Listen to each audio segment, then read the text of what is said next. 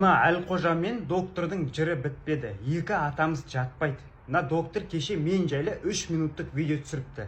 Ол жерде айтып жатыр: Сүмелек, мен сені разборкаға шақырам, мен саған 3 минутым жетеді дейді. Айналайын, халықтың алдында жүріп, андай мәселелерді қозғап жүрген адам 25 жастағы баланы төбелеске шақыра ма? Ұялмайсыз ба? Сөз көтермейтін болсаңыз, өзіңіз біреуді хейт еткен кезде мәстірсіз, біреу жайлы айтқан кезде.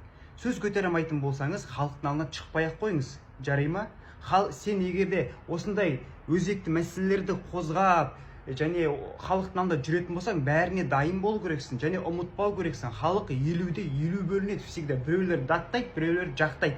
Және Әлқожа сол жерге комментарий тастап кетті. Уайымдама, мен Әлиге деген заявление жаздым, ол маған 200 айлық айыппұл төлейді, және де 20 тәулікке қамалады дейді. Әлқожа әлі заявлениесін жыр қылып жүр. Әйтеуір сөзден сөз білмеймін, екеу не істеп жүрген. Екі атамыз қосылып ап, әйтеуір ығай мен сығай болдыңыздар ау. Мен сияқты баладан ақыл естіп отқандарыңызға ұялсаңыздаршы. Және сіздерге айтайын, менің артымда жүріп сөйлеп жүрген адамдар всегда менің артымда жүреді, менің артымды ғана көреді. Сол жағын кішкене ойланып көріңіздер. Андағы істеріңіз не только мен ойламаймын, басқаларды көріп жатыр ғой, не түсіріп, қандай комментарий, кімге қандай, халыққа қалай жауап беріп жатқандарыңды бәрі көріп жатыр. Соқыр емеспіз ғой. Ешкім ештеңені ойдан шығарып отқан жоқ. Именно екеуің жайлы айтып жатырмын, басқа жайлы емес. Так что ұят андағы. Шаштарыңыз ағарған, ақ шаштарыңызды сыйласаңыздаршы кішкене. Біз уже сіздердің екеуіңіздің ақ шаштарыңызды сыйлап біттік. Енді өздеріңіз қойып, өз қадірлеріңізді қашырмай, кішкене нормальный халықтың алдында жүрсіңдер ма? Любой сынға шыдаңдар. Әлгі шыдай алмайсыңдар ма? Сразу ручкамен параққа жүгіресіңдер ма? Дерзкий әңгіме айтпай-ақ қойыңдар. Мысалы, Әлқожаға айтайын, алдында бір сөйлеп қалған болатынсың, анау ақын бала жайлы Таразда нормальный дерзкий жігіттер қалмаған ба деп.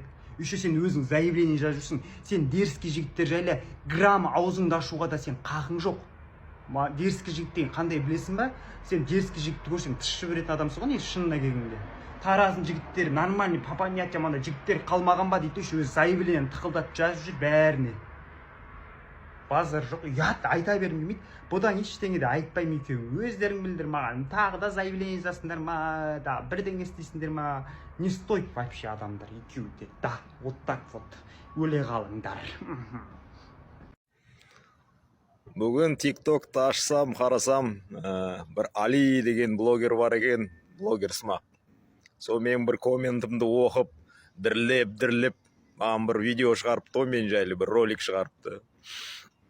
Мен негізі бұндай нелерді онша жақтырмаймын. Интернетпен сөйлесіп, бірдеңкелерді айтып, негізі бетпе-бет жігітше сөйлескен дұрыс еді, негізі сондайларды ұнатам мен негізі. Бетіме айталса, айталатындай да. Сол жерде на месте шешетіндер жігіттер сияқты. Енді ол алыс болғаннан кейін амал жоқ, енді в ответ жазып жатырмын, бірдеңке ойлап қалмасын меніңді оқырмандарым деп.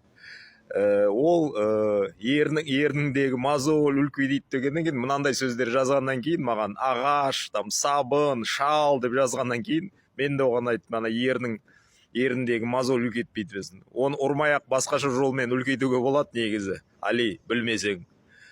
Тағы да саған айтайын, уровень деп ана жазыпсың, сен өзің уровеньді көрсетіп тұрсың ғой, сен сөз қалай жазылатынды білмейсің ғой, сен мектепті өз бітірдің ба? Әлқожа жайлы айтасың, ол қанша жаман адам ба, жақсы адам ба, ол шырылдап блогер сияқты, настоящий блогер сияқты жүгіріп жүр. Халықты қасына соның көмегіне мұқтаж адамдарды ертіп алып, ровд, прокуратура, әкімшіліктерді аралап, шырылдап жүр, әйтеуір бірдеңке істеп жатыр, хоть адамдардың арасында жүріп, халықтың арасында жүріп бірдеңке істеп жатыр. Сен не істеп отырсың? Сен магазиннің ары вообще шығып көргенсің ба? Нанға барып, продуктыға барып, бір бөлмеде жабылып алып, деп аузын қайсайтып әңгімелеп жібересің, бір жұмыс істеп жатырмын деп жатсың ба сен? Біреулер только жамандау.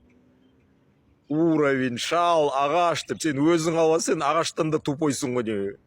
Саған уже Әлқожа сен артық сөзіңе оскорблениені сен сотқа беріп жатыр. Мен саған сондықтан жаздым, ондай сөйлеуді қойсай деп. Кішкене юридический жағына сауатын ашсай деп.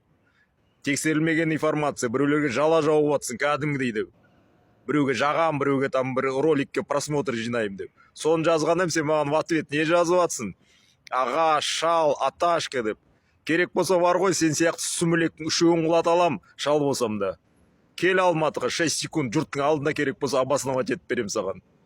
сүмелек бір ар жақтан отырып алып шалып алдына үшеуін сені саған лично мен 2-3 минутым жетеді сені ұйықтатып тастауға.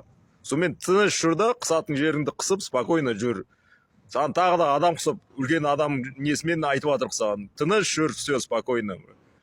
Ол сен басқа тағы да 2 адам дайын тұр сені сотқа беруге де. Адам ақпарат жеткізіп жатсың ба халыққа, тексерілген ақпарат жеткіз. Өзінен ананы мынаны қосада бермей, шырлата бермей халықты бы. И так милар ашып жатыр. Барып тексер сол жерде не болып отқан, сол теманы жақсылап зерттеп анықтап ал, кейін сөйле. Біреудің блогерлардың басқа журналисттер айтқанын естіп алып, өзің атынан деп аузын қисайтып, басқаша өздерінің нелерін, пікірлерін қосып айтқан. Сол жұмыс деп жатсаң, үлкен қателесесің сен. Блогер смак. Давай, отдыхай, короче.